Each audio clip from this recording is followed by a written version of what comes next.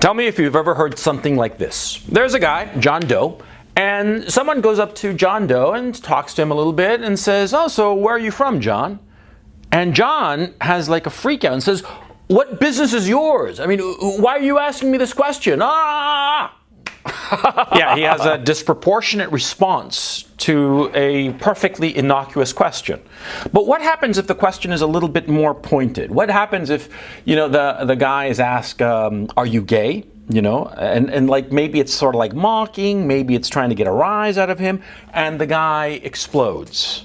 What then? What does it signify? It actually doesn't matter what it signifies. What matters is that there is something there.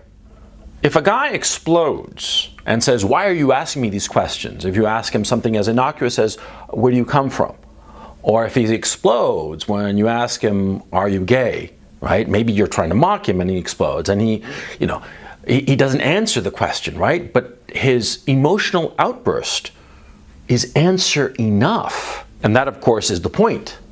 See, a lot of times, in the desire not to answer a question, the way you refuse to answer the question is an answer in and of itself.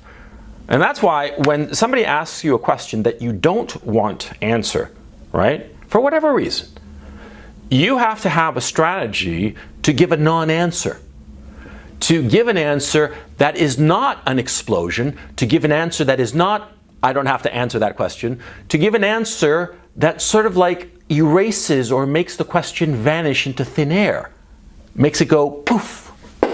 There are actually a lot of ways to handle a question you don't want to answer. Yeah. Well, first, the most obvious is you ignore it. Somebody asks you a question, like, "Are you gay?" And you just smile and ignore it and start talking about something else. A lot of times, somebody might be asking you something, trying to get a reaction out of you, trying to get a rise out of you, and the absolutely best response in that situation is to just pretend you didn't even hear the question. Yeah, act as if the guy spoke and nobody heard it, and you didn't hear it, and you just go on talking about whatever the fuck you wanted to talk about. That's actually the best way to handle a question you don't want to answer. But say there's a question that is more insistent. The guy says, "Where are you from?" and you just blow it off. And then he asks again, "Where are you from?" He keeps like needling you. And what do you do? What do you do in that situation? Well, what you don't do in that situation is have a fucking meltdown. And you don't say, "I don't have to answer that question." Because if you make a to-do about not answering a question or stating outright that you're not going to answer a question, then that question becomes of interest. People want to know. People want to know why you don't want to answer that question. Yeah. And so you refusing to answer a specific question that somebody puts at you and insists, right? Yeah, you refusing to answer becomes an issue and people want to know. And something that might have been completely innocuous, right? That you didn't answer where you came from, say, for whatever silly reason that was not particularly important, all of a sudden it acquires enormous importance because you said, "I don't want to answer that question." That answer, that non-answer, or what you think is a non-answer, it is an answer. So when a question comes up that you don't want to answer, apart from the possibility of ignoring it, you do not say, "I don't want to answer that question." No.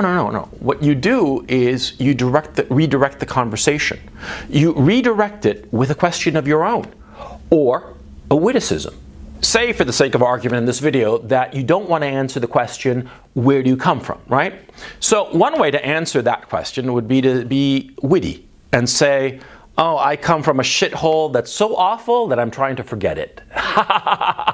And leave it at that, and people will laugh. And where do they go with that? Okay, you came from some awful place and you don't really want to talk about it because people are not stupid. If you say in a joking way that you came from a place that you don't really like and are glad to be gone from, then they're going to be polite and they're not going to be pushing you about it. You see what I'm saying?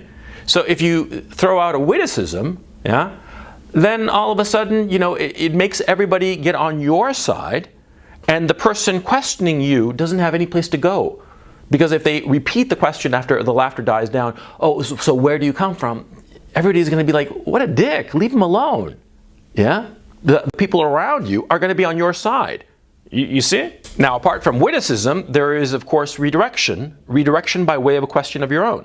This is a strategy that's extremely effective in debates, okay? Or let me phrase you. It's not really effective in debates, informal debates. It's effective with people who are trying to win an argument, right? And might actually have a weak hand. And this is, of course, the problem when you are asked a question that you don't want to answer, because it could be that you don't want to answer it, or it could be that you don't know the answer, right? So a good way to handle a question you don't want to answer is to flip it back with a question of your own. For instance, with the question of where do you come from, you ask him, oh, well, where do you come from? Is it important for some reason? And you flip it like that. You ask them where they come from, and then you ask, why do you want to know? What's the big deal with where I come from? Yeah? And you see, all of a sudden, you were asked a question that you didn't want to answer for whatever reason. You flipped it around, judo-like, aimed it at the person, and not only aimed it right back at the person, but put the onus on them, because now they have to answer why it is that they were asking this particular question. Why is it important for them? You see? There are lots of reasons, an infinite number of reasons, why you don't want to answer a question. It could be that you don't know the answer, like I said before. It could be that the answer will show some weakness on your part or leave the door open for some attack or some whatever. Or it could be that you just don't want to answer the question because painful memories, unhappiness about it. I mean, like, for instance, let's just say for the sake of argument that you came from some town or some city that was, some small town where you had a miserable time and you moved away and your life is so much better and, it's just bad memories. And so you don't want to talk about it, which is a perfectly legitimate reason. I mean, you see, there are an infinite number of reasons, perfectly legitimate reasons, not to answer a question, okay? I mean, I'm talking about it in a social setting, of course. You have to be able to handle these questions that you don't want to answer. And you have to be prepared beforehand. Yeah? And I insist, the worst thing that you can do is make a to-do about a question you don't want to answer. Yeah, because it focuses everybody. It focuses everybody, and now all of a sudden they know that, oh, that's the question that this guy doesn't want to answer. And it's going to be on the forefront of their mind, right? So, ignoring the question, making a joke out of the question, or flipping the question around on the person asking. Those are the three basic strategies, okay? And you apply any of these three strategies, and more likely than not, the question will just go away, and people will forget about the question. Now, why am I bringing up this particular topic? Why am I doing this video, as a matter of fact? Well, because, you see, young people especially, how can I put this? When you're young, adults in your life, your parents or your teachers and whomever, they ask you questions and they basically expect answers. They expect answers, and they're not going to accept you just blowing them off or flipping the question around. And so what happens is that a lot of times young people, young guys, they're in their late teens, early 20s, and they feel very resentful when they're asked something. And they feel very resentful when they're asked something, especially something that they don't want to answer. And so rather than try to manage the question, as I've explained that you can manage it, they lash out at the person asking it. And they make a mess for themselves, yeah? Because the question might be innocuous, the question might be very sensitive and touchy. It can go through the gamut, right? But how you handle such an impertinent question can make your life either very easy or very difficult. And this is something that young guys don't understand, okay? And they are feeling very resentful because they've spent the first, 16, 18, 20 odd years of their lives answering questions, and they finally realize that they are at a point where they don't have to answer a question. And so rather than being clever, being socially adept at avoiding a question they don't want to answer, they lash out. They lash out and they create enmity. They create enmity with the person asking a question, who often is not going to be asking a question, for perfectly innocuous and or legitimate reasons, right? But this lashing out this lashing out will hurt you. Why would you do that? Yeah, you don't lash out at somebody asking you some question, whether it be legitimate or not, whether it be framed politely or impertinently. If somebody asks you a question that you don't want to answer, not only don't answer it, but be smart.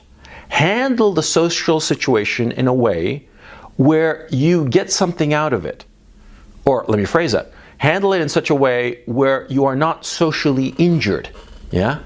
Because, I mean, like, think about it. You have like a mini confrontation with somebody. Somebody asks you where you come from, right? And you don't want to answer that for whatever reason, right?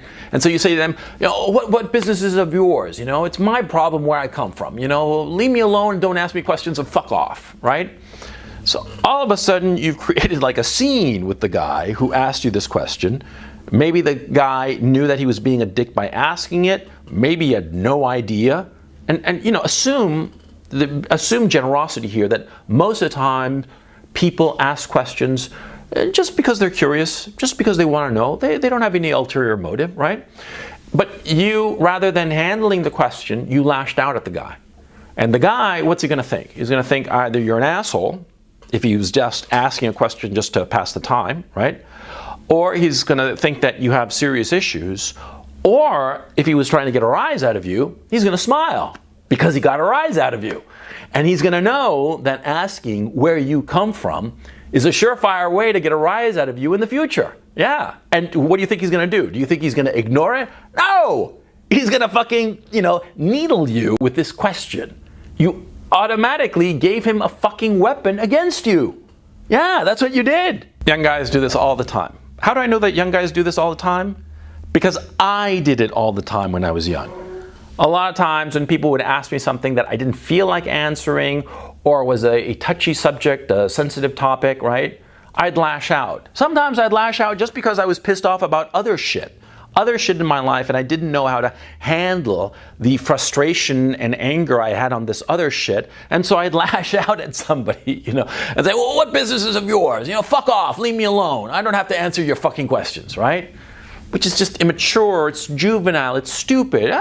We were all there. I was there, you were there, we've all been there, okay? And so that's why I'm telling you, you who are young, you who are presumably in this boat, because older guys listening to me, they're going to be nodding because they know. They fucking know because they were there. We've all been there. And so understand, when you are confronted with a question that you don't want to answer, don't lash out. Control yourself. Control yourself and use these strategies, these simple strategies, these 3 approaches. Silence, just ignoring it, a witticism, or just a judo flip and reframe. Those are the 3 ways that you solve this problem of a question that you don't want to answer. It happens all the time. It happens all the time in your life, and you have to be prepared for it. Don't fall into the trap of always getting pissed off when somebody asks you something that you don't want to answer or can't answer. No, never fall into this trap, because it becomes a habit. It becomes a habit, and you see it. There are certain guys who always get pissed off. They always get pissed off when they are hit with a question that they either don't know the answer to or don't want to answer for whatever legitimate reasons, right? And they lash out, and it hurts them in the long run. This simple tool, the simple ability to not answer a question you don't want to answer, but in a way that is socially, how can I put it, socially acceptable. This is a valuable tool that you should learn. Practice it. Practice it as much as you can. And sometimes if somebody asks you something reasonable that you don't really give a shit about, like, I don't know, like the weather or some shit like that, try it out then. Try it out there with that question. They ask, what's the weather going to be like tomorrow? And, try out a witticism, because it's going to be a low pressure situation for you, and you'll probably be able to come up with some witticism. Or try flipping it around somehow. I don't know. I'm just giving you an example. I'm giving you strategies so that you practice, because remember, you can never get good at anything without practicing it a lot, okay? And this is a skill that you want to get good at. Long term, it will help you. It will help you in every human interaction that you have. You always want to have control of the conversation. And knowing how to manage a question you do not want to answer is the first step